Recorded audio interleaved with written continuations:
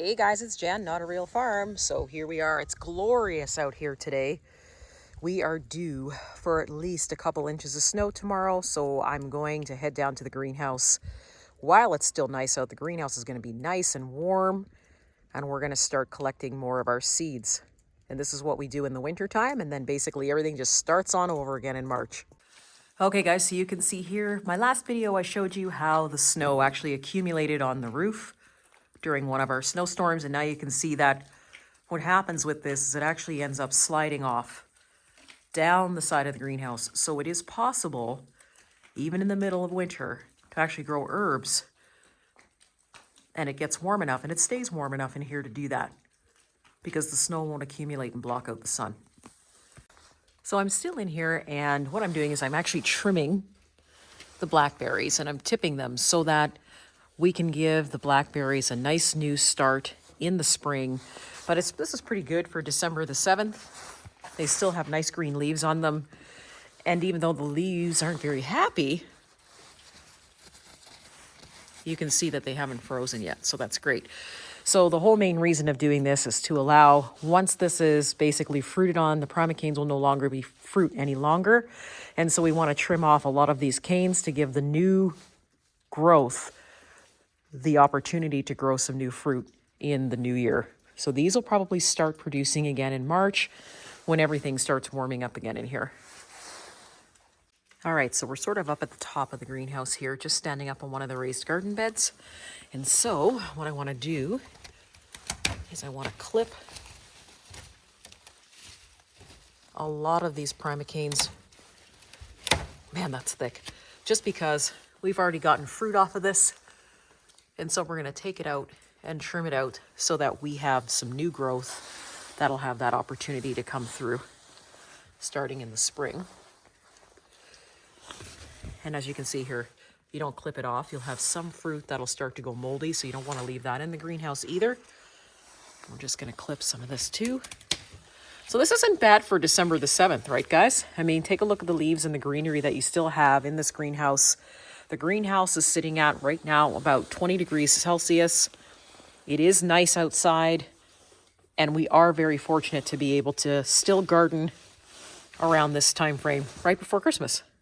One of the common problems that you'll find is if you are growing fruit in a greenhouse, you'll have sometimes, if you don't prune a whole bunch, and believe me, I really try to do the best I can, but if you don't actually prune all the way to the panels, sometimes what will happen is you'll get these suckers or things that will grow that you miss, and then they can start leaving mold and things like that on your panels. So you want to make sure that when you are going through your greenhouse, if you're new to doing greenhousing, just make sure that you check your panels to make sure that you've got all of the green leaves or anything that's left behind, because if they leave debris, oftentimes what they'll do is they can create mold spores on your panels, and you don't want that. So we're going to be trimming this away right now.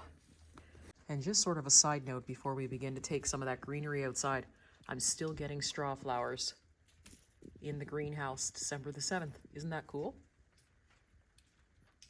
Okay, so here is all the greenery that we've trimmed from the blackberries. Then if you take a look, what I've done is I've trimmed all the blackberries from this side of the greenhouse only. These blackberries were all the way up to here. And now we've also created more light. So now what we have is a clean patch of blackberries. You're still going to get a little bit of dead leaves. You can always come in and clean that out later during the winter. But now that's going to allow them to basically grow and start fresh berries in the spring. So now what we're going to do is we're going to collect this greenery, and we're going to take it out for our deer friends and leave it for them for the winter. So we come out. I've made a little pile here. And this is how we share the rest of our crop, is with the deer in the wintertime, because they also look for food. And trim down my roses, but we usually leave a big pile of greens or any other things that we have, any kind of old lettuce, stuff like that. We'll leave it here for the deer to come and snack on for the winter to help them out. We actually do have some okra. So this okra is very, very dry now, and we can take this out. And if you look really closely, the okra seed is in there, and we can break this pot open and it will dry the seeds, and then we'll have Clemson spineless okra for next year. You got to be careful with okra because sometimes it's thorny, but you can see the seeds in there. And so this pod will be all full of okra seeds that we can start our brand new plants for the spring. For those of you that have never grown your own okra before, the okra pod just dries right out, and inside you see all the little seeds. So then you take these seeds out, and essentially all you do is just dry them. You can sit them anywhere, they really don't take that long to dry, and then just plant them in the spring just with all the rest of your seed. And in about 80-85 days, you will have yourself brand new okra. Okay, and now we finally made it over to our kidney beans. So these are a red kidney bean that I had grown. And you see how the pods are pretty dry. We can pick them just like this. Take them in, lay them out on a tray, and dry whatever seeds are left. So these kidney beans are just your standard chili bean. So you can see here they've got that nice red deep color. So these are called a mull kidney bean. And we're going to collect these and bring them in to dry. All right, so our last and final step, now that it's lunchtime, I'm getting hungry, so we're gonna climb up this ladder, and we are going to take a look and collect the seed for our sunflowers. Now, keep in mind, these sunflowers, guys, they're probably about 8 or 9 feet high, so I'm gonna get up pretty high here so you can have an overview of what the greenhouse looks up here over my flowers, and those ones are even still higher. Isn't that crazy? There's lots of room in here. So our goal today is really to take down our sunflower heads. Now that we can see the back of the sunflower is brown, we now know that these sunflower seeds are ready. So if you just give them a little scrape, you can see that the sunflowers are starting to fall out there. So this is going to be our sunflower mix. There's going to be red and yellow sunflowers in our mix. And we'll have the big yellow sunflowers up there. I take a lot of pictures with the sunflowers, so you guys probably have seen them before. But now all we need to do is collect them. So we're going to cut these heads off. And there's several of them actually on one stem. And then we'll take them in and we'll save the seed. I'm glad I brought you along today because it gives you an opportunity to see that we don't really stop here in the wintertime either. We have a break sort of in, I'm going to say January, February, but then after that it just starts all over again. So we're going to get up here and we're going to cut this off.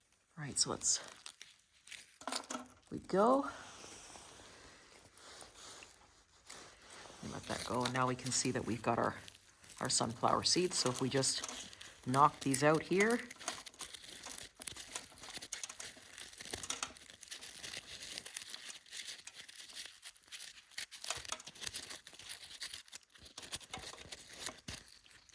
see how nice and dry that is on the inside? Ooh, these smell amazing. And then essentially what you're left with is all the sunflower seeds that you've taken out. And then what we're going to do is we're going to go back and do the same thing to this one. Bring it on down to the bowl. This one's pretty good and dry. All this.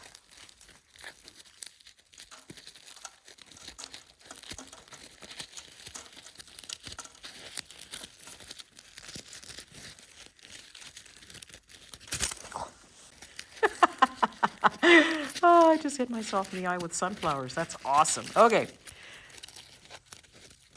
So you see how spongy that is? That's how you want to see your sunflower inside, is dry, spongy, and basically just releases all of your sunflowers as soon as you maneuver it.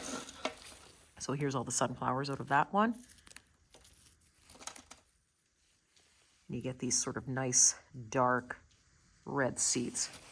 So we've got quite a lot of sunflower seeds that we need to sort of go through here and take off. And then what we'll be able to do is take this mix that we had in our greenhouse this year and share it with you. That's it for me today, guys. Thanks very much for joining us on this very short video.